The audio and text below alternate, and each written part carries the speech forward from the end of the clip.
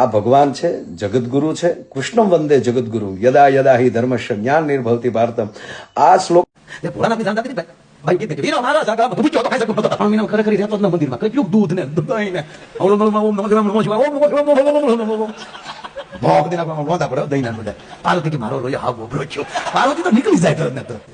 દેવી નીકળવાનું. 80,000 વર્ષ થઈ ગયા રોયા આંખ જ ન ખોલી કોઈ રીતે. અને અહીંયા કેમ છોકરાને હસવાય અમને ખબર હોય, અને ઘર કેમ રાખવું બાયુને ખબર હોય, અને તમારું મોટું નામ તો અહીંયા જે હોય અહીંયા ગુડાય. મારે કેટલું ધ્યાન રાખવું બધાને. અને આ છોકરા હાવ બરફમાં રેડા રખડે હાવ. સમાધિના દીકરા થાય. કાર્તિકીને શરદી હજી બાપુ થાય તો વાંધો નહીં. આ દળિયાને શરદી થાય તો વંશમાલી હેડાય નીકળે નહીં કોઈ.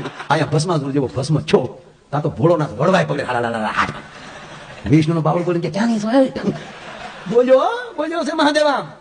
ગણપતિ અરે બાંધવાનો છું બ્રહ્માને વિષ્ણુને કીધું ભગવાન શિવે તું પેલા જા. ગણપતિ એક લાકડી વિષ્ણુને મારીને તો 3 કરોડ ખવડાવી દીધા. એ કે વરદાન લેવા માઈક બેટા એટલે ખોટું મારે તર ઉપાડી નહીં. ભોળાનાથને ખબર નહોતી કે આપણી આંગળીને પૂછવામાં આવી જાય. ભસ્માસુરને કીધું માગ એટલે ભસ્માસુરને કીધું જેની માથે હાથ મૂકવું ભસ્મ થઈ જાય. ભોળાનાથ આપ્યું કીધું ભેગો ભોળાનાથ પર દળ્યો. તો હવે તું ઉપર જા જે ભોળાનાથ ભાઈ. ગંગાજી તો પેલા સટકી જાય.